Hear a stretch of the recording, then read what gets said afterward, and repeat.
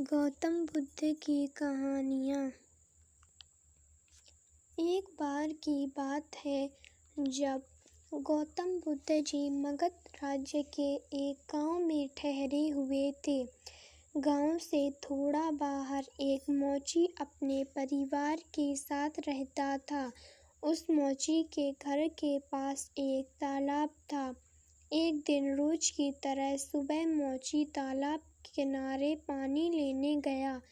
वहाँ उसने तालाब में एक बहुत ही अद्भुत पुष्प देखा।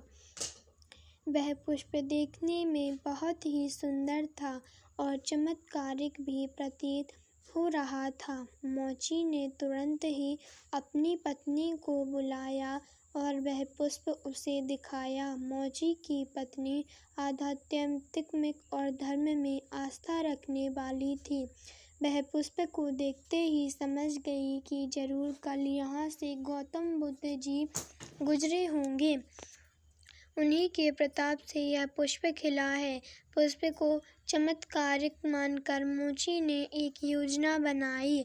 उसने अपनी योजना के बारे में पत्नी को बताया कि वह इस पुष्प को राजा को देगा और उनसे खूब सारी स्वर्ण मुद्राएं लेगा। उसकी पत्नी ने भी सोचा कि यह पुष्प उनके किसी काम का नहीं है, इसे राजा को ही दे दो, कम से कम कुछ कमाई तो होगी।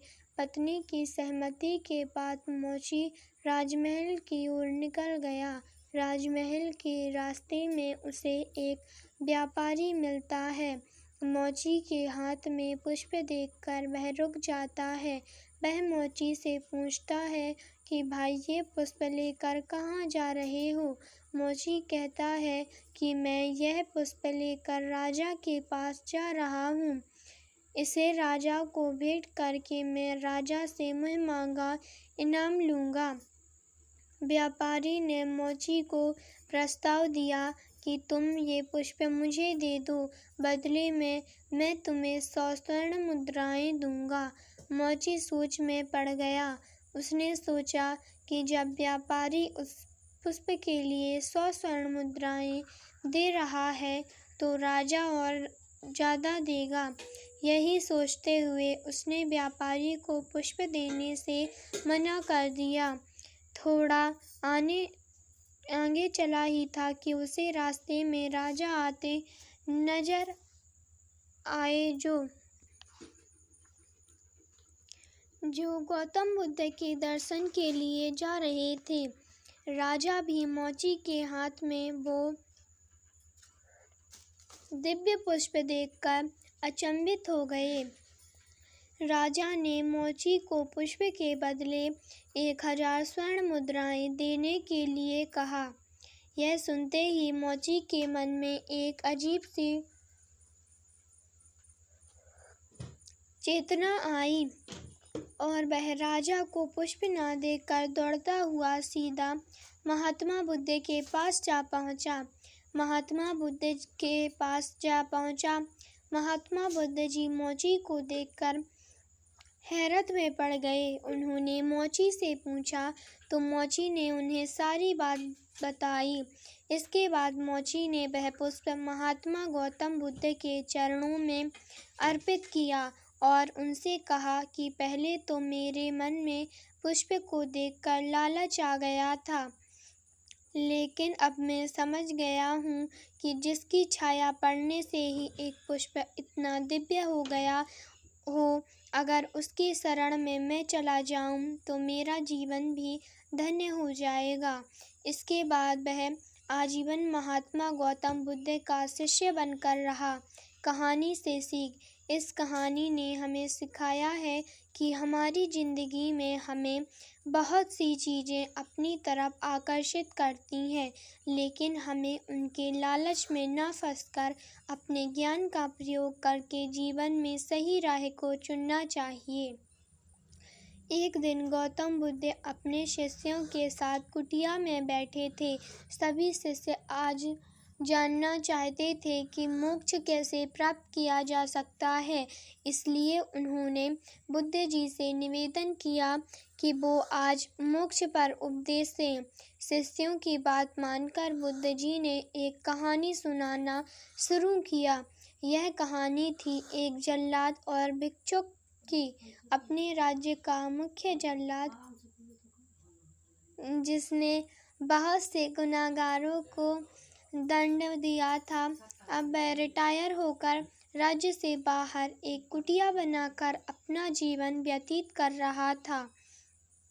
उसे हमेशा लगता था कि उसने कितने लोगों की हत्या की है, वह कितना पापी है। ऐसे ख्यालों से वह हमेशा घिरा रहता था। वह अपना सारा दिन पश्चाताप में ही गुजारता था। एक दिन वह रोज की तरह इन्हीं ख्यालों में खोया हुआ खाना खाने के लिए थाली परोस रहा था। तभी उसको दरवाजे से किसी की आवाज़ आई। उसने बाहर जाकर देखा तो एक भिक्षुक खड़ा था। भिक्षुक के चेहरे को देखकर ही जल्लाद समझ गया कि भिक्षुक बहुत ही लंबी साधना के बाद आज उठा है और भूखे से व्याकुल भी है। जल्लाद के मन में आया कि जिंदगी भर तो मैंने बस हत्याएं ही की हैं, आज मौका मिला है कुछ पुण्य कमाने का, तो इसे गंवाना नहीं चाहिए। उसने भिक्षुक को अंदर बुलाया और अपनी खाने की थाली उसे दे दी। भिक्षुक खाना देखकर बहुत प्रसन्न हुए। भरपेट भोजन करके भिक्षुक ने जल्लाद से बातचीत शुरू की। जल्लाद ने भिक्षुक को अपने जीवन की सारी कहानी सुनाई। उसने बताया कि वह कैसा काम करता था, उसने कितने लोगों को फांसी दी और वह सोचता है कि वह कितना बड़ा अपराधी है। जल्लाद की वेदना सुनकर भिक्षुक बहुत ही शांत स्वर में बोले कि क्या तुमने वो जीव हत्याएं अपनी मर्जी से की थी? जल्लाद ने कहा, नहीं, मैं तो बस मेरे राजा की आज्ञा का पालन कर रहा था। मेरा कोई भाव नहीं था उन्हें मृत्यु दंड या सजा देने का। तब भिक्षुक ने कहा, तब तुम अपराधी कैसे हुए? तुम तो अपने राजा के आदेशों का पालन कर रहे थे। जल्लाद को यह एहसास हुआ कि वह किसी गलत काम के लिए जिम्मेदार नहीं था। उसका कोई दोष नहीं, वह तो सिर्फ अपना दायित्व पूरा करने रहा था। इस प्रकार जल्लाद का मन शांत हुआ। फिर भिक्षुक ने जल्लाद को उपदेश दिया और उससे विदा ले ली। भिक्षुक को विदा करके जब जल्लाद वापस घर में आया, उसकी मृत्यु हो गई, जिसके बाद उसको मोक्ष प्राप्त हुआ। इतना कहकर बुद्ध जी ने कहानी को विराम दिया। सभी शिष्य बहुत ही आश्चर्य के साथ बुद्ध जी की ओर देख रहे थे। किसी को समझ नहीं आ रहा था कि जिसने इतनी हत्याएं की वो उसे मोक्ष कैसे प्राप्त हो सकता है। तब तक एक शिष्य ने यह दुविधा बुद्ध जी के सामने रखी। बुद्ध जी ने तब शिष्यों को समझाया कि भिक्षुक के उपदेश से जल्लाद को ज्ञान प्राप्त हो गया था। जल्लाद के जीवन में पहली बार किसी ने उसे ज्ञान का उपदेश दिया था, इसलिए मृत्यु के बाद उसे मोक्ष प्राप्त हुआ। अपनी बात को विराम देते हुए अंत में बुद्ध जी बोले, बिना ज्ञान के 1000 शब्दों का उपदेश भी बेकार है, किंतु जब शांत मन से उपदेश का एक शब्द भी सुन लिया जाए तो वह ज्ञान दे देता है और ज्ञान से ही मोक्ष की प्राप्ति संभव है। कहानी से सीख। इस कहानी ने हमें सिखाया कि अपने कर्तव्यों का पालन बिना किसी दुर्भाव के पूरी निष्ठा के साथ करना चाहिए। साथ ही अपना मन हमेशा शांत रखना चाहिए, क्योंकि शांत मन से उपदेश सुनने पर ही वास्तविक ज्ञान प्राप्त हो सकता है, जो मोक्ष की ओर ले जाता है। बात उस समय की है जब महात्मा गौतम बुद्ध एक आम के बगीचे में विश्राम कर रहे थे। तभी वहां खेलते हुए बच्चे की एक टोली आ गई। सभी बच्चे आम का बगीचा देखकर आम तोड़ने के लिए वहीं रुक गए। बच्चों ने आम तोड़ने के लिए आम के पेड़ पर पत्थर मारना शुरू किया। देखते ही देखते जमीन पर आमों का ढेर लग गया। इतने में एक बच्चे ने थोड़े ऊंचे आम को तोड़ने के लिए एक पत्थर ज्यादा तेज फेंका। वह पत्थर विश्राम कर रहे महात्मा जी को जाकर लगा और उनके माथे से खून आने लगा। सभी बच्चे यह देखकर बहुत डर गए। उन्हें लगा अब तो बुद्ध जी उनको बहुत डांटेंगे। तभी उनमें से एक बालक डरता हुआ महात्मा जी के पास गया और उनसे हाथ जोड़ते हुए बोला, हे महात्मा, हम से बहुत बड़ी गलती हो गई है, हमें क्षमा कर दीजिए।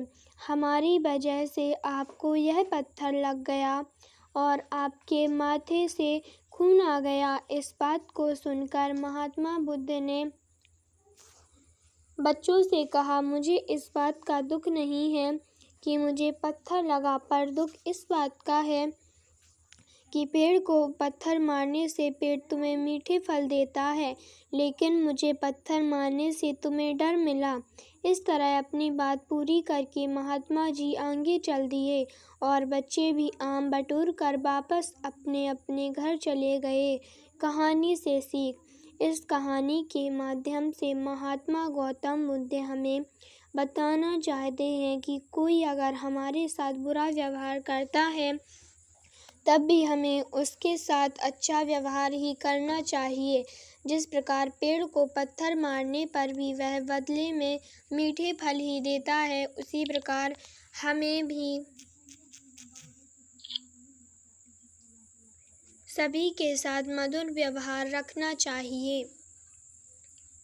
स्वामी विवेकानंद बचपन से ही बुद्धिमान छात्र थे। उनके तेज दिमाग और प्रभावशाली बातों की वजह से सभी उनकी तरफ खींचे चले जाते थे। एक दिन स्कूल में भी स्वामी विवेकानंद अपने दोस्तों से बातें कर रहे थे। बातों ही बातों में स्वामी उन सबको एक कहानी सुनाने लगे। उनके दोस्तों को कहानी अच्छी लग रही थी, इसलिए सभी ध्यान से सुन रहे थे। विवेकानंद जी कहानी सुनाने में और उनके दोस्त उसे सुनने में इतना खो गए कि किसी को पता ही नहीं चला कि कब मास्टर जी क्लास में आ गए। मास्टर जी ने क्लास में आते ही बच्चों को पढ़ाना शुरू किया। आगे बैठे बच्चे उन्हें ध्यान से सुन रहे थे कि कुछ ही देर में मास्टर जी के कानों तक विवेकानंद जी की हल्की आवाज़ पहुंची। उन्होंने ऊंची आवाज़ में पूछा कि कक्षा में कौन बातें कर रहा है। वहाँ मौजूद अन्य छात्रों ने विवेकानंद और उनके दोस्तों की ओर इशारा कर दिया। यह जानकर टीचर को गुस्सा आया। उन्होंने उन सभी को अपने पास बुलाया और पूछा कि मैं अभी क्या पढ़ा रहा था। कुछ सेकंड तक किसी से कोई जवाब न मिलने पर उन्होंने हर बच्चे की तरफ देखते हुए सवाल पूछा। सबने नजरें झुका लीं। तब टीचर विवेकानंद के पास पहुंचे और कहा कि क्या तुम्हें पता है कि मैं क्या पढ़ा रहा था। उन्होंने मास्टर को सब सही जवाब दे दिया। तब टीचर को लगा कि इन सब बच्चों में से सिर्फ विवेकानंद ही ध्यान से पढ़ रहा था, दूसरे बच्चे नहीं। यह सोचते ही मास्टर ने स्वामी के अलावा अन्य छात्रों को अपने अपने बेंच पर खड़े होने की सजा दे दी। सभी ने टीचर की बात मान ली और बेंच पर खड़े हो गए। कुछ ही देर में स्वामी विवेकानंद भी अपनी सीट में जाकर बेंच पर खड़े हो गए। स्वामी को बेंच पर खड़ा देखकर मास्टर ने कहा कि मैंने तुम्हें सजा नहीं दी है, तुम बैठ जाओ।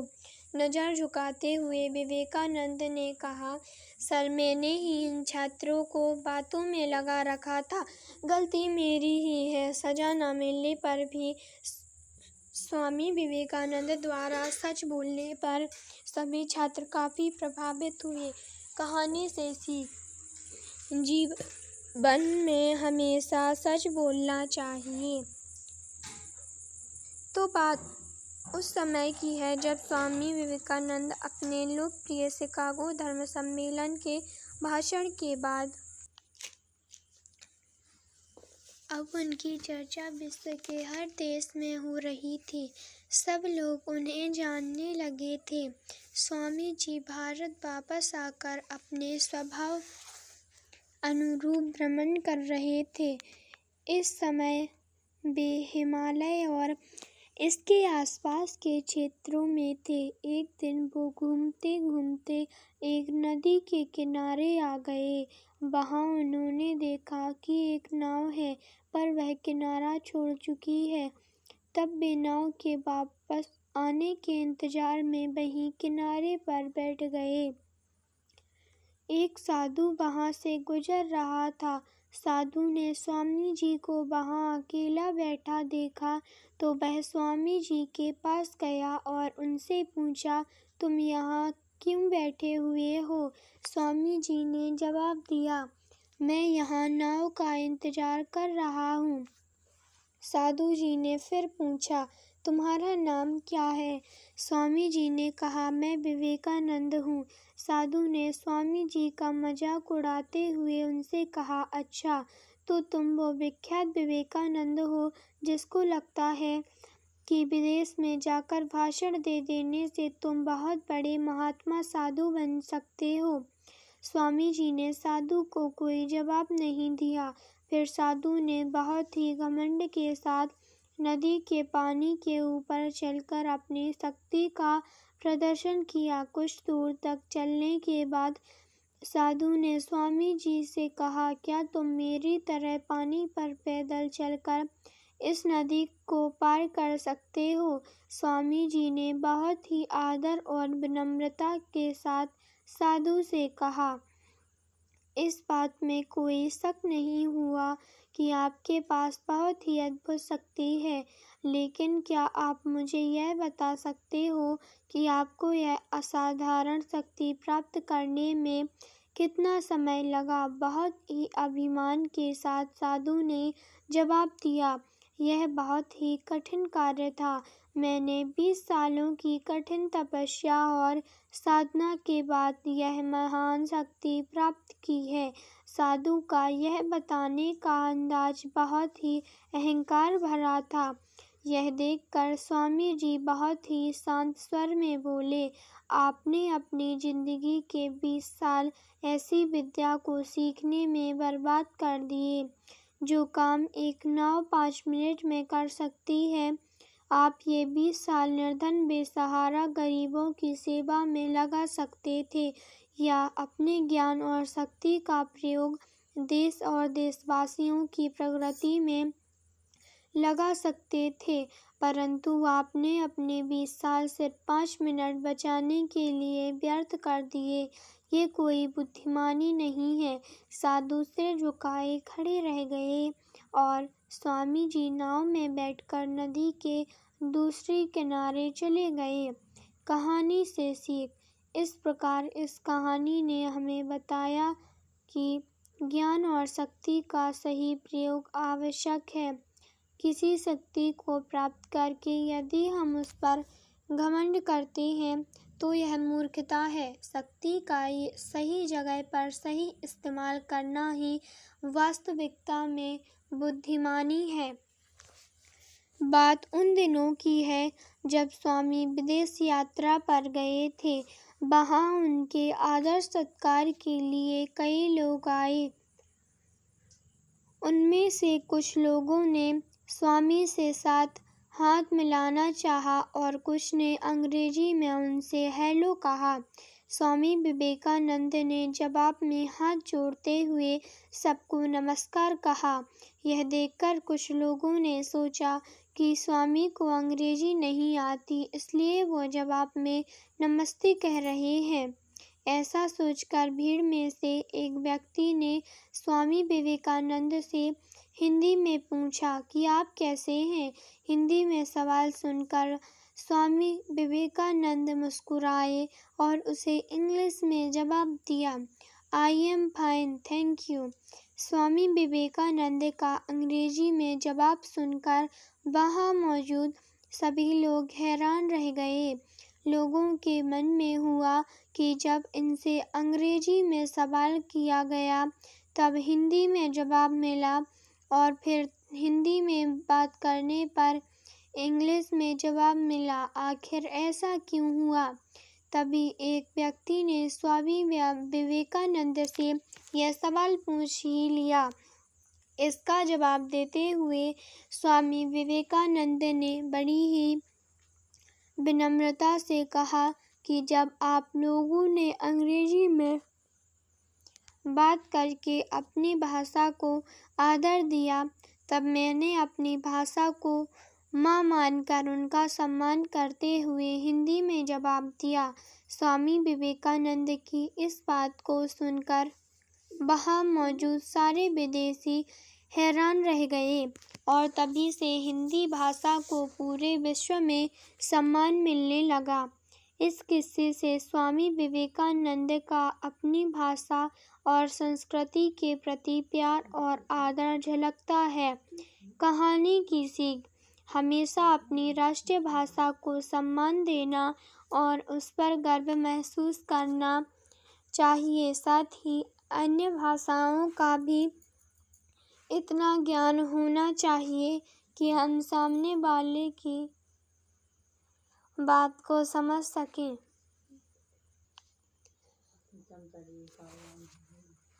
समय के साथ ही स्वामी विवेकानंद का ज्ञान और बातें पूरे दुनिया में फैल रही थीं। उनके भाषण और बातों से भारत के लोग ही नहीं बल्कि विदेशी भी प्रभावित थे। हर कोई उन्हें अपना आदर्श मानने लगा था। स्वामी विवेकानंद की बातों और विचारों से एक विदेशी महिला इतनी प्रभावित हुई कि मन ही मन उन्होंने स्वामी से शादी करने की ठान ली। वो हर दिन उनके बारे में ही सोचती रहती थी। उस महिला ने स्वामी से मिलने की भी बहुत कोशिश की, लेकिन ऐसा नहीं हो पाया। कुछ समय बाद एक बार वह विदेशी महिला उस प्रोग्राम में पहुंच गई जहां स्वामी विवेकानंद भी मौजूद थे। वे बिना किसी डर के स्वामी के पास अपने आप से शादी करना चाहती हूँ। महिला की मन की बात को सुनकर स्वामी विवेकानंद ने उनसे सवाल किया कि आखिर आप मुझसे ही शादी क्यों करना चाहती हैं? मुझसे ऐसा क्या आपने देखा? स्वामी के सवाल का जवाब देते हुए उस विदेशी महिला ने कहा कि आपसे मैं बहुत प्रभावित हूँ। आप बड़े ज्ञानी और गुणवान हैं। मैं चाहती हूँ कि मेरा बेटा भी बिल्कुल आपके जैसा ही हो। इसी वजह से मैं आपसे शादी करना चाह रही हूँ। महिला की इस इच्छा को जानकर स्वामी ने महिला से कहा कि ऐसा होना असंभव है क्योंकि मैं एक सन्यासी हूँ। फिर उन्होंने आगे कहा कि भले ही मैं आपसे शादी नहीं कर सकता, लेकिन आपकी इच्छा को पूरा कर सकता हूँ। महिला ने स्वामी से पूछा कि वो कैसे होगा? स्वामी विवेकानंद ने कहा कि आप मुझे ही अपना बेटा मान लीजिए और आपको माँ मान लेता हूँ। ऐसा करने से आपको मेरे जैसा ही बेटा मिल जाएगा। स्वामी विवेकानंद की बातों को सुनते ही महिला उनके पैरों पर गिर गई। उसने आगे कहा कि आप सचमुच बहुत बुद्धिमान हैं, मुझे आप पर गर्व है। ऐसा करके स्वामी विवेकानंद ने खुद को अच्छा पुरुष साबित किया और सच्चे पुरुषार्थ का उदाहरण दिया। असली पुरुषार्थ वही होता है जब पुरुष के मन में नारी के लिए माँ जैसा सम्मान का भाव होता है। कहानी से सीख: हर पुरुष को महिला को सम्मान के भाव से देखना चाहिए। ऐसा माना भी गया है कि जहाँ महिला का सम्मान होता है वहाँ देवता का वास होता है। एक बार गौतम बुद्ध शाम के समय कुटिया के बाहर शिष्यों के साथ बैठे थे। तभी वहां एक कबूतर का जोड़ा उड़ता हुआ आ गया। उन्हें देखकर महात्मा बुद्ध को एक कहानी याद आई और उन्होंने शिष्यों को कहानी सुनाना शुरू किया। एक पेड़ पर एक कबूतर और कबूतरी रहते थे। कुछ समय बाद कबूतरी ने उसी पेड़ की टहनी पर 3 अंडे दिए। एक दिन कबूतर और कबूतरी दोपहर के समय खाना ढूंढते हुए कुछ दूर निकल गए। तभी कहीं से एक लोमड़ी आ गई। वह भी भोजन की तलाश में पेड़ पर चढ़ी, जहां उसे कबूतर के अंडे मिल गए और वो अंडों को खा गई। जब कबूतर का जोड़ा वापस आ गया तो अंडे ना पाकर बहुत परेशान लग रहा था। उनका मन टूट सा गया। तभी कबूतर ने निश्चय किया कि अब वह घोंसला बनाएगा ताकि फिर कभी उसके अंडे कोई ना खा जाए। कबूतर ने अपने निर्णय अनुसार तिनके इकट्ठे करके घोंसला बनाना शुरू किया, पर उसे एहसास हुआ कि उसे तो घोंसला बनाना आता ही नहीं है। तब उसने मदद के लिए जंगल के दूसरे पक्षियों को बुलाया। सभी पक्षी उसकी मदद के लिए आ गए और उन्होंने कबूतर के लिए घोंसला बनाना शुरू किया। पक्षियों ने अभी कबूतर को सिखाना शुरू ही किया था कि कबूतर ने बोला कि अब वो घोंसला बना लेगा। उसने सब सीख लिया है। सभी पक्षी यह सुनकर वापस चले गए। अब कबूतर ने घोंसला बनाना शुरू किया। उसने एक तिनका इधर रखा, एक तिनका उधर। उसे समझ आया कि वह अभी भी कुछ नहीं सीखा है। उसने फिर से पक्षियों को बुलाया। पक्षियों ने आकर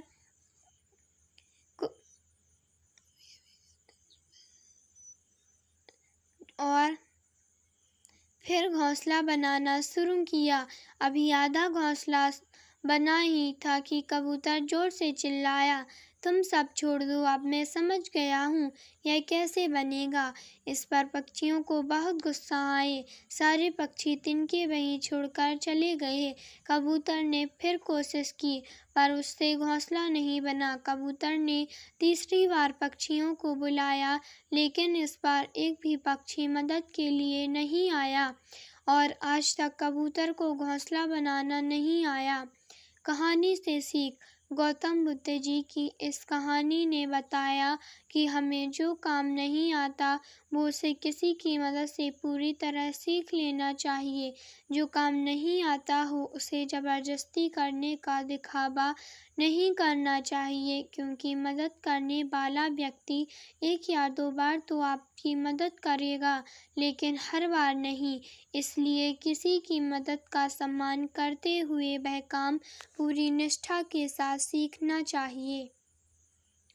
हर किसी की जिंदगी में ऐसा पल जरूर आता है जब उसे किसी न किसी वजह से डर लगने लगता है। इस डर का सामना करने के लिए जानना जरूरी है। स्वामी विवेकानंद का एक किस्सा। एक दिन की बात है। स्वामी विवेकानंद मंदिर में दर्शन करने के बाद प्रसाद लेकर बाहर निकले। कुछ देर आगे चलने के बाद स्वामी के घर के रास्ते में उन्हें कुछ बंदरों ने घेर लिया। स्वामी थोड़ा आगे बढ़ते और वो बंदर उन्हें काटने को आते। काफी देर तक स्वामी विवेकानंद ने आगे जाने की कोशिश की, लेकिन वो ऐसा कर ना पाए। आखिर में स्वामी विवेकानंद वहां से वापस मंदिर की ओर लौटने लगे। उनके हाथ से प्रसाद की थैली को छीनने के लिए बंदरों की टोली भी उनके पीछे भागने लगी। स्वामी डर गए और वो डर के मारे दौड़ने लगे। दूर से मंदिर के पास बैठा एक बूढ़ा सन्यासी सब कुछ देख रहा था। उसने स्वामी को भागने से रोका और कहा, बंदरों से डरने की जरूरत नहीं है। तुम इस डर का सामना करो और फिर देखो क्या होता है। स्वामी विवेकानंद सन्यासी की बात सुनकर वहाँ ठहरे और बंदरों की तरफ मुड़ गए। अपनी तरफ तेजी से बंदरों को आता देखकर स्वामी भी उनकी तरफ उतनी ही तेजी से बढ़ने लगे। बंदरों ने जैसे ही स्वामी विवेकानंद को अपनी तरफ आता देखा तो वो डरकर भागने लग गए। अब बंदर आगे आगे भाग रहे थे और स्वामी जी बंदरों के पीछे पीछे।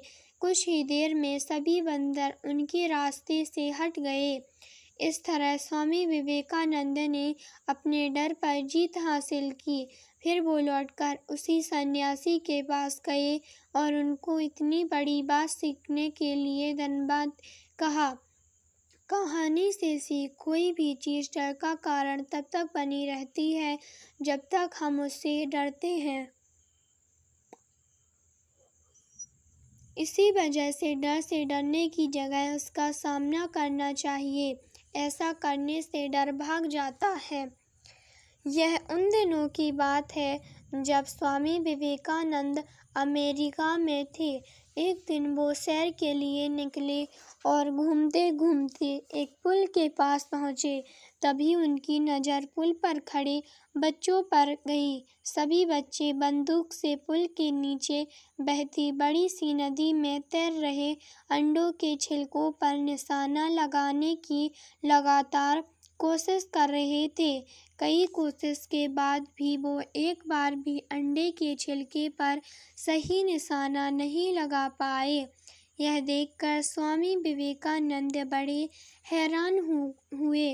उनके मन में हुआ कि मुझे भी एक बार कोशिश करनी चाहिए। उन्होंने बच्चों से बंदूक मांगी और खुद निशाना लगाने लगे। स्वामी ने बंदूक तानी और अंडे के छिलके पर पहली बार में ही निशाना लगा लिया। पहला निशाना सही लगने के बाद उन्होंने एक के बाद एक कई सारे अंडे के छिलकों पर सही निशाना लगाया। स्वामी के निशाने की कला को देखकर बच्चे हैरान रह गए। बच्चों ने स्वामी से पूछा कि आखिर वो कैसे एक के बाद एक सही निशाना लगा रहे हैं। आगे बच्चों ने कहा कि वो बहुत देर से उन छिलकों पर निशाना लगाने की कोशिश कर रहे हैं, लेकिन ऐसा हो नहीं रहा है।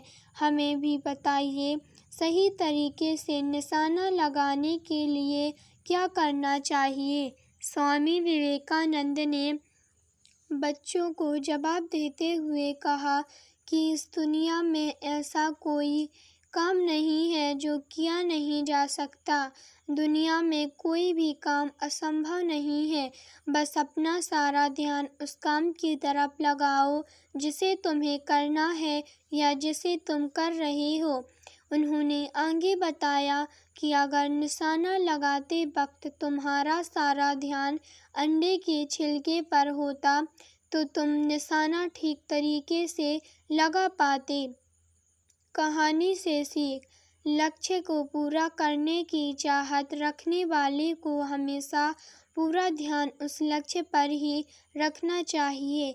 ऐसा करने से लक्ष्य चूकता नहीं है।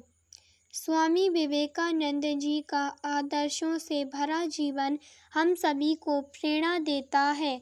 उनके उच्च विचार न केवल हमारे जीवन में नई ऊर्जा का संचार करते हैं, साथ ही हमारा मार्गदर्शन भी करते हैं। वर्तमान स्थिति को देखते हुए हमें उनके शिक्षा संबंधी विचार बहुत याद आते हैं। स्वामी जी मानते थे कि सही शिक्षा के अभाव के कारण ही हमारा देश अभी तक पूर्ण विकसित नहीं हो पाया है। स्वामी जी चाहते थे कि शिक्षा प्रणाली ऐसी हो जो युवाओं के चरित्र का निर्माण करे, उनको जीवन संघर्ष के लिए तैयार करे। उनका मानना था कि सिर्फ किताबें पढ़ना शिक्षा नहीं है, बल्कि उनसे ज्ञान प्राप्त करना और उस ज्ञान का प्रयोग जीवन में करना वास्तविक शिक्षा है। स्वामी जी के मत अनुसार वर्तमान शिक्षा प्रणाली से सिर्फ मजदूर तैयार हो रहे हैं, जबकि वे चाहते थे कि शिक्षा ऐसी हो जिससे बच्चे आत्मनिर्भर बने और कमाई के साधन स्वयं तैयार करें। स्वामी जी के शिक्षा पर कुछ मुख्य विचार इस प्रकार हैं। बच्चों की शिक्षा ऐसी होनी चाहिए जिससे उनका शारीरिक, मानसिक और आत्मिक विकास हो। शिक्षा बच्चों की बुद्धि का विकास कर उन्हें आत्मनिर्भर बनाने वाली होना चाहिए। बालक बालिकाओं को समान रूप से शिक्षा मिलनी चाहिए। आचरण और संस्कारों के माध्यम से बालकों को धार्मिक शिक्षा भी दी जानी चाहिए। देश की आर्थिक प्रगति के लिए तकनीकी ज्ञान भी शिक्षा में शामिल किया जाना चाहिए। स्वामी जी युवाओं में अनंत साहस और शक्ति का संचार करना चाहते थे। उनका मानना था कि बेहतर समाज के निर्माण के लिए युवाओं का सही मार्गदर्शन जरूरी है। इसलिए उन्होंने शिक्षा को बहुत महत्व दिया। उनका मत था कि हर बालक में कुछ न कुछ संभावनाएं अवश्य होती हैं। जरूरत है तो बस उसे पहचानने की और विकसित करने की, जिससे एक निडर, साहसी और आत्मनिर्भर चरित्रवान युवा का निर्माण हो सके। ऐसे में जब देश का युवा शक्तिशाली और बलवान होगा तो अपने आप ही विकासशील और आत्मनिर्भर देश का निर्माण होगा। इसलिए स्वामी जी का मानना था कि वास्तविक शिक्षा वो है जो व्यक्ति की क्षमताओं को अभिव्यक्त कर उसे कामयाब बनाती है कहानी से सीख। तो इस प्रकार स्वामी जी के शिक्षा संबंधी विचार ने हमें बताया कि हमारा असल ज्ञान वो है जो हमें जीवन में सफल और स्वतंत्र बनाए, न कि वो जो हमें गुलामी की ओर ले जाए। ये वास्तविक ज्ञान हम में ही मौजूद होता है, बस उसे पहचान कर विकसित करने की जरूरत है। माँ की महिमा का बखान जितना भी किया जाए वो कम है। माँ के प्यार का कर्ज कोई नहीं चुका सकता। और माँ की ज़रूरत क्या है, इसे स्वामी विवेकानंद ने बखूबी समझाया है। जानिए इस कहानी में। एक बार किसी व्यक्ति ने स्वामी विवेकानंद जी से सवाल किया, दुनिया में माँ की महिमा इतनी क्यों है और इसका कारण क्या है?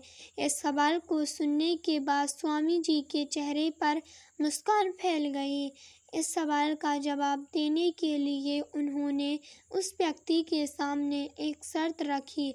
विवेकानंद जी की शर्त के अनुसार उस व्यक्ति को 5 किलो के पत्थर को एक कपड़े में लपेटकर उसे 24 घंटे तक अपने पेट पर बांधना था और फिर स्वामी जी के पास जाना था। इसके बाद उसे अपने सवाल का जवाब स्वामी विवेकानंद जी से मिलना था। स्वामी जी के कहे अनुसार उस व्यक्ति ने एक पत्थर को अपने पेट पर बांधा और वहां से चला गया। अब उसे पत्थर बांधे बांधे ही अपना सारा दिन भर का काम करना था, लेकिन उसके लिए ऐसा करना मुश्किल हो रहा था। पत्थर के बोझ के कारण वह जल्दी थक गया। दिन तो जैसे तैसे गुजर गया, लेकिन शाम होते होते उसकी हालत खराब होकर गई। जब उसने रहा नहीं गया तो वह सीधा स्वामी जी के पास गया और बोला, स्वामी जी, मैं इस पत्थर को ज़्यादा समय तक बांध कर नहीं रख सकता। सिर्फ एक सवाल का जवाब जानने के लिए मैं इतना कष्ट नहीं सह सकता। उस व्यक्ति की बात सुनकर स्वामी जी मुस्कुराते हुए बोले, तुम 24 घंटे भी पत्थर का भार संभाल नहीं सके और माँ अपनी कोख में बच्चे को 9 महीने तक रखती हैं और सभी तरह के काम करती हैं। इसके बाद भी उसे जरा भी थकान महसूस नहीं होती। इस पूरे संसार में माँ जैसा और कोई नहीं है जो इतना शक्तिशाली और सहनशील हो। माँ तो शीतलता और सहनशीलता की मूरत है। माँ से बढ़कर इस दुनिया में कोई नहीं है। कहानी से सीख। स्वामी विवेकानंद जी इस कहानी के माध्यम से लोगों को यह सीख देना चाहते थे कि इस संसार में माँ जितना धैर्यवान और सहनशील कोई और नहीं है। माँ से बढ़कर इस दुनिया में कुछ नहीं हो सकता। एक बार बादशाह ने ख्वाजा नसरुद्दीन को अपना अंगरक्षक बना लिया।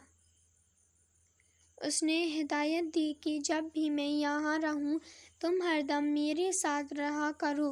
ख्वाजा को यह काम बहुत उबाऊ लगा, लेकिन बादशाह के आदेश को टाला भी नहीं जा सकता था, खासकर उस हालत में जबकि वह कोई ऊट-पटांग बात न कह रहा हो। इसलिए ख्वाजा ने मन मारकर यह काम करना स्वीकार कर लिया। एक दिन बादशाह के पास बड़े मौलवी आने वाले थे। मौलवी के आने से पहले बादशाह ने अपनी लिबास बदला। रोजाना तो राजकर्मचारियां उसे तैयार करते थे, लेकिन उस दिन बादशाह खुद ही तैयार होकर एक शीशे से आगे जा खड़ा हुआ। कुछ देर बाद पलटा और ख्वाजा से बोला, अभी आईने में मैंने अपनी सूरत देखी तो पता चला कि वाकई में बहुत खूबसूरत हूँ मैं। अब मैंने फैसला कर लिया है कि आगे से मैं कभी आईने में अपना चेहरा नहीं देखूंगा।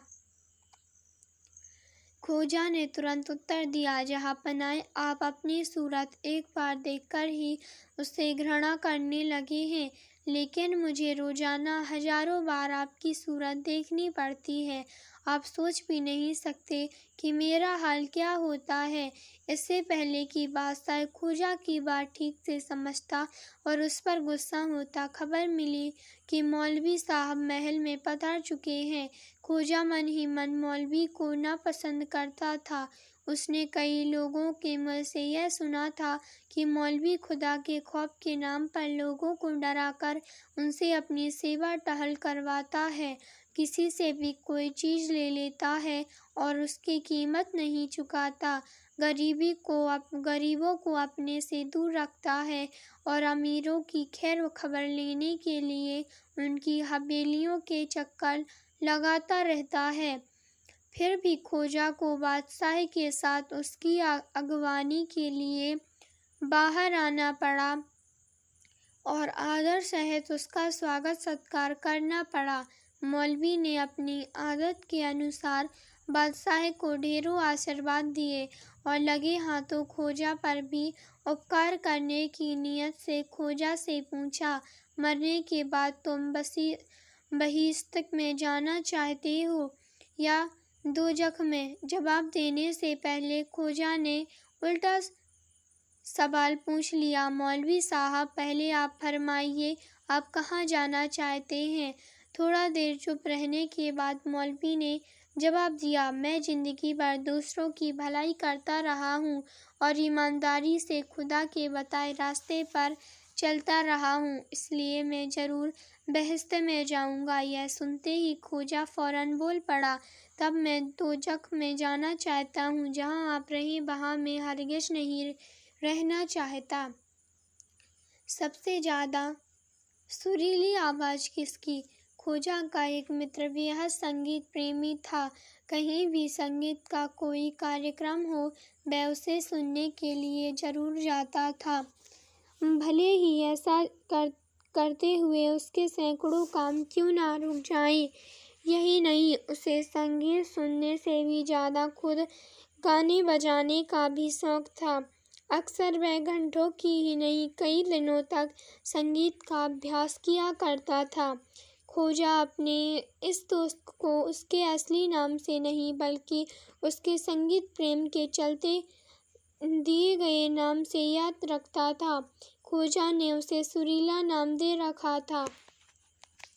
सुरीला गाता भी सुरीला था या नहीं, यह तो ठीक ठाक पता नहीं, लेकिन संगीत का लगातार अभ्यास करने के चलते उसके अड़ोसी पड़ोसी उससे बहुत नाराज थे।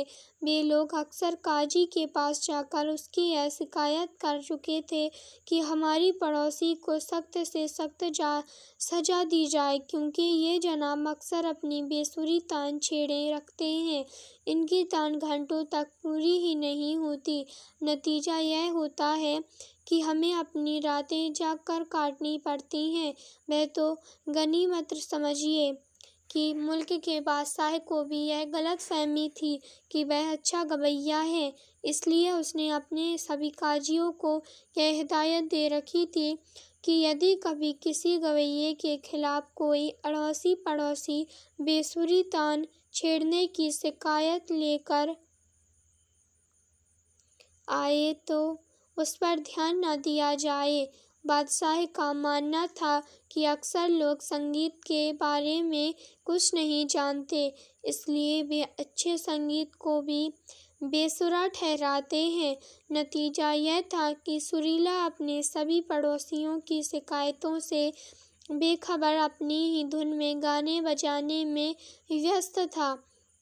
हाँ, जब कभी उसका मन किसी और के सामने गाने का होता था, तब वह खोजा को अपने घर आने की दावत देता था। अपनी आदत के अनुसार उस दिन भी सुरीला ने अपने घर खोजा को आने की दावत दी हुई थी। जैसा कि बताया जा चुका है, खोजा का यह दोस्त संगीत का बहुत बड़ा प्रेमी था, इसलिए खोजा के उसके यहाँ पहुँचने पर उसने तरह तरह के साज खोजा को सुनाए। दोपहर का समय हो गया। खोजा के पेट में भूख के मारे चूहे कूदने लगे, फिर भी उसके दोस्त ने अपना संगीत जारी रखा। साज बजाने के साथ साथ वह बीच बीच में खोजा से गपशप भी करता जा रहा था। एक साज पर काफी लंबा राग बजाने के बाद उसने खोजा से पूछा, खोजा, यह तो बताओ कि दुनिया में सबसे सुरीली आवाज़ किस वाद्य यंत्र की होती है, दो तारे की या ख्वाब की? खोजा ने तुरंत उत्तर दिया, अरे यार, इस समय तो मुझे करछी और कढ़ाई की आवाज़ दुनिया में सबसे सुरीली आवाज़ मालूम होती है। जहर का कटोरा। उन दिनों खोजा एक काजी के घर नौकरी करता था। काजी भूत भगाने के लिए मशहूर था। उसने एक सेठ के घर और दुकान में घुस आए भूत भी भगाए थे। भूतों से राहत पाने की खुशी में एक दिन वह सेठ काजी को एक कटोरा शहद भेंट कर गया। काजी ने तभी भरपेट ताज़ा खाना खाया था, इसलिए उसने शहद नहीं पिया। हालांकि वह ऐसा कर सकता था, पर ऐसी हालत में उसे सोना पड़ जाता, जबकि उसे तुरंत किसी जरूरी काम से बाहर जाना था। काजी को शक था कि उसके घर से जाते ही खोजा पूरा शहद चट कर जाएगा। ऐसी हालत में शहद को ना तो साथ ले जाया जा सकता है था और ना ही खोजा को ही अपने साथ ले जाया जा सकता था। आखिर उसे शहद की सुरक्षा का एक उपाय सूझ ही गया। उसने खोजा को भी शहद अपने पास बुलाया और उससे कहा, खोजा, मैं बाहर जा रहा हूँ, इस कटोरे में जहर है, इसे संभाल कर रख देना। काजी को यकीन हो गया था कि अब खोजा के रहते हुए सुरक्षित रहेगा, इसलिए हिदायत देने के कुछ देर बाद ही वह घोड़े पर सवार होकर चला गया। खोजा को काजी की भूत भगाने वाली विद्या पर किंचित भी विश्वास नहीं था। यह मानता था कि काजी भूत भगाने के नाम पर लोगों को ठगता है। खोजा बहुत दिनों से जी को सबक सिखाने की फिराक में था, इसलिए काजी के बाहर जाते ही उसने एक नान निकाला और उसे शहद में डुबाकर बड़े आराम से खाने लगा। कुछ ही पलों में वह सारा शहद चट कर गया। उसके बाद उसने काजी के घर के सारे बर्तन तोड़ डाले। काजी घर लौटा तो देखा कि शहद का कटोरा खाली पड़ा है। उसने खोजा से पूछा, कटोरे में रखा जहर कहाँ गया खोजा? खोजा ने बड़े नाटकीय अंदाज और कांपती आवाज में जवाब दिया, मालिक, आज मुझ पर न जाने कैसा भूत सवार हुआ कि मैंने उसी की झोंक में आपके घर के सारे बर्तन तोड़ डाले। जब भूत को यह पता लगा कि यह घर आपका है तो वह पीछा छोड़कर भाग गया। उसके जाने पर मुझे होश आया, तभी मुझे यह पता चला कि मैंने कितनी बड़ी भूल कर दी है। मैंने सोचा कि आप मुझे जरूर फटकार लगाएंगे और मुझसे मुआवजा मांगेंगे। मैं एक गरीब आदमी हूँ, इतना मुआवजा देना मेरे बूते के बाहर है, इसलिए मैंने आत्महत्या करने के लिए सेठ जी का दिया सारा जहर पी लिया है और मरने का इंतजार कर रहा हूँ। खोजा की बात सुनकर काजी ने अपना सिर पीट लिया। शहद तो गया ही, साथ ही उसके सारे बर्तन मारने भी टूट चुके थे। दुम कटा घोड़ा। एक बार बादशाह जब शिकार खेलने गया तो वह अपने वजीर को साथ ले जाने की बजाय खोजा को साथ ले गया। दोनों ने बहुत खाक छानी। किसी बड़े जानवर के मिलने के बाद तो दूर, उन्हें किसी मेमने का शिकार करने में भी कोई कामयाबी नहीं मिली।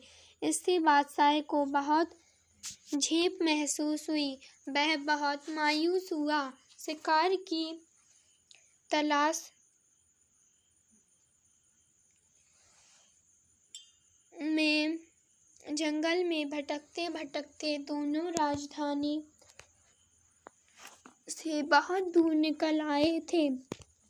रात होने से पहले राजमहल तक पहुंचना संभव नहीं था, इसलिए रात को एक सराय में ठहर गए। अपनी मायूसी और झेप मिटाने के लिए बादशाह ने खोजा के साथ हंसी ठिठोली करने की योजना बनाई। इसी इरादे से बादशाह आधी रात को चुपके से उठा और उसने खोजा के घोड़े के जबड़े से मांस का एक टुकड़ा काट लिया। बादशाह ने मन ही मन तय किया था कि जब अगली सुबह वह खोजा के साथ सफर के लिए निकलेगा तब खोजा की हालत देखने लायक होगी। वह बुरी तरह झेपेगा और मैं खिलखिला कर हंसूंगा। पौ फटते ही खोजा जागा तो उसने देखा कि घोड़े के जबड़े का कुछ मांस कटा हुआ है। वह फौरन समझ गया कि यह बादशाह की शरारत है। बादशाह ने मेरे साथ मस्खरी करने के लिए ही मेरे घोड़े की दुर्गति की है। खैर, कुछ देर बाद बादशाह और खोजा ने चलने की तैयारी की। दोनों सराय से बाहर आए और अपने अपने घोड़ों पर सवार हो गए। बादशाह को विदा करने के लिए सराय का मालिक और वहां ठहरे अन्य यात्री भी बाहर तक आए थे। वे सब बारी बारी से बादशाह को सलाम करते रहे और बादशाह सबकी सलामी का जवाब देता रहा। इस बीच खोजा ने मौका देखकर बादशाह के घोड़े की दुम काट दी। सलामी परेड पूरी हुई तो दोनों ने अपने अपने घोड़ों को चलने का इशारा किया। अभी दोनों सराय से थोड़ी ही दूर जा पाए थे कि बादशाह ने खोजा के घोड़े के तरफ ऐसे देखा जैसे अचानक ही उसकी नज़र पड़ी हो। कुछ पल घोड़े को देखते रहने के बाद बादशाह ने खोजा की हंसी उड़ाने के इरादे से खोजा का ध्यान उसके घोड़े की तरफ दिलाया और खिलखिलाकर हंसते हुए बोले, हा हा हा हा, जरा सामने तो देखो खोजा, तुम्हारा घोड़ा मुँह फाड़कर हंस क्यों रहा है? खोजा ने ठहाका मारते हुए बादशाह के घोड़े की दुम की तरफ इशारा किया और कहा, हाँ जहाँपनाह, मेरा घोड़ा दरअसल आपके घोड़े पर हंस रहा है। जरा पीछे मुड़कर अपने घोड़े को तो देखिए, उस बेचारे की दुम कहाँ चली गई। दाव पेचों की थैली बात उन दिनों की है जब खोजा की प्रसिद्धि देश विदेश में फैल चुकी थी। पड़ोसी मुल्क के बादशाह को जब इस बात का पता चला तो उसे बहुत गुस्सा आया। उसने अपने मंत्रियों को बुलाकर कहा, सुना है कि हमारे पड़ोसी मुल्क में नसरुद्दीन खोजा नाम का एक आदमी अपने बादशाह को हमेशा उल्लू बनाता रहता है। क्या यह सच है? हाँ बादशाह सलामत, यह सच है। मंत्रियों ने जवाब दिया, हमने सुना है कि खोजे बड़ा अक्लमंद और आलिम फाजिल है, उसका मुकाबला कोई नहीं कर सकता। यह कैसे हो सकता है? बादशाह बोला, एक मामूली आदमी आखिर इतना चतुर कैसे हो सकता है कि वह बादशाह को भी मात दे सके? आप सही फरमा रहे हैं हुजूर, हमें भी यकीन नहीं है। अंत में बादशाह ने खोजा को मात देने के लिए स्वयं पड़ोसी राज्य में जाने का फैसला कर लिया ताकि वह यह साबित कर सके कि एक बादशाह मामूली आदमी से कई ज़्यादा अक्लमंद होता है। खोजा के मुल्क में पहुंचकर बादशाह ने देखा कि एक आदमी खेत में काम कर रहा है। बादशाह ने उसके निकट जाकर उससे पूछा, तुम्हारे मुल्क में नसरुद्दीन खोजा नाम का एक आदमी रहता है, मैं उससे मिलना चाहता हूँ और देखना चाहता हूँ कि आखिर वह कितना अक्लमंद है। यह सुनते ही उस आदमी ने, जो खेत में काम कर रहा था और स्वयं ही खोजा था, बादशाह की बात को भांप लिया और बोला, मैं ही नसरुद्दीन खोजा हूँ, कहिए मैं आपकी क्या खिदमत कर सकता हूँ? ओ, तो तुम ही खोजा हो? बादशाह कटाक्ष करता बोला, मैंने सुना है तुम बड़े ही धोखेबाज हो, पर मैं तुम्हारे धोखे में हरगिज नहीं आऊँगा। क्या तुम मुझे झांसा दे सकते हो? जरूर, मैं आपके जरूर झांसा दे सकता हूँ, खोजा ने उत्तर दिया, मगर ठहरिए, आपको कुछ देर इंतजार करना पड़ेगा। मैं जरा घर जाकर अपनी दाव पेचों की थैली तो उठा लाऊं, तब आपको झांसा दे सकूंगा। अगर आप मेरे दाव पेचों से नहीं डरते तो कुछ देर के लिए कृपया अपना घोड़ा मुझे दे दीजिए ताकि मैं जल्दी वापस लौट सकूं। ठीक है, ले आओ अपनी दाव पेचों की थैली, ऐसी 10 थैलियां भी मेरे सामने बेकार साबित होंगी। यह कहकर बादशाह अपने घोड़े से नीचे उतर गया और घोड़े की लगाम खोजा को थमा दी। जल्दी जाओ और फौरन लौट कर आना, मैं तुम्हारे हर दांव पेच को नाकाम कर दूंगा। खोजा उछलकर घोड़े पर सवार हो गया और कुछ ही पलों में बादशाह की नजरों से ओझल हो गया। बादशाह उसकी बाट जोहता रहा। इंतजार करते करते घंटों बीत गए। तब सूरज पश्चिमी पहाड़ियों में डूब गया। तब भी खोजा के लौटने के आसार नजर नहीं आए। अब तो बादशाह समझ गया कि वह खोजा के झांसे में आ ही गया है। रात के अंधेरे में वह अपना समूह लेकर चुपचाप अपने देश की ओर लौट गया। हाथ की चूड़ियां और दाढ़ी के बाल। एक दिन की बादशाह अपने महल की छत पर बैठा हुआ था। उसके पास ही खोजा मुस्तैदी के साथ खड़ा था। अभी थोड़ी देर पहले ही दोनों में किसी मसले पर विचार विमर्श हुआ था, जिससे खोजा ने बादशाह को अपनी राय बताई थी और बादशाह ने खोजा की राय पर रजामंदी जाहिर की थी। तभी बादशाह ने उस मसले से अपना ध्यान हटाया और अचानक खोजा से पूछ लिया, खोजा, ये राजकाज के मसले तो कभी खत्म नहीं होंगे, क्यों ना कुछ देर के लिए ध्यान राजकाज से हटाकर हंसी ठिठोली की ओर लगाया जाए। आप हंसी ठिठोली के रंग में हैं। आलम पनाह खोजा भी मुस्कुराकर बोला, मुझसे कुछ सवाल करना चाहते हैं तो करिए। बादशाह बोला, खोजा, अभी कुछ वर्ष पहले ही तुमने शादी की है, तुम अपनी बेगम का तो ख्याल रखते ही होंगे। हाँ जनाब पनाह, अपनी बेगम को भला कौन नहीं चाहता। तब तो तुम जरूर ही यह बात सकोगे कि तुम्हारी बेगम हाथों में कितनी चूड़ियां पहनती हैं। खोजा खामोश रहा, उसे कोई जवाब देते नहीं बना, लेकिन बादशाह था कि उसे छोड़ना नहीं चाहता था। उसने फिर से पूछा, बताओ खोजा, तुम्हारी बेगम हाथों में कितनी चूड़ियां पहनती हैं? खोजा ने कहा, आलम पनाह, अपनी बेगम के हाथों की चूड़ियां गिनने का तो मुझे कभी समय ही नहीं मिलता, ना मैंने कभी उसकी चूड़ियां की तरफ कभी ध्यान दिया, पर मैं आपसे एक बात पूछना चाहता हूँ। हाँ, जरूर पूछो, बादशाह ने आनंदित होते हुए कहा। हुजूर, आप अपनी प्यारी दाढ़ी पर दिन भर में न जाने कितनी बार हाथ फेरते हैं। क्या आप बता सकते हैं कि आपकी दाढ़ी में कितने बाल हैं? खोजा के इस अटपटे प्रश्न से बादशाह बौखल गया।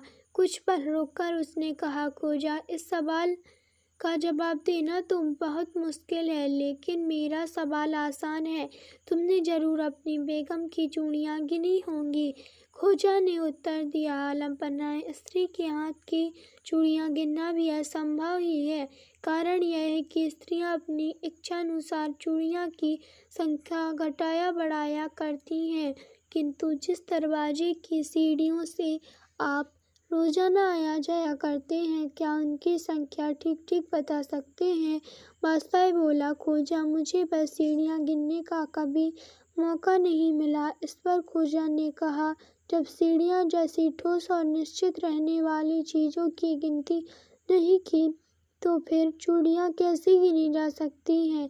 खोजा के ऐसे तथ्यपूर्ण उत्तर को सुनकर बादशाह खुश हो गया और उसने खोजा को पुरस्कार दिया।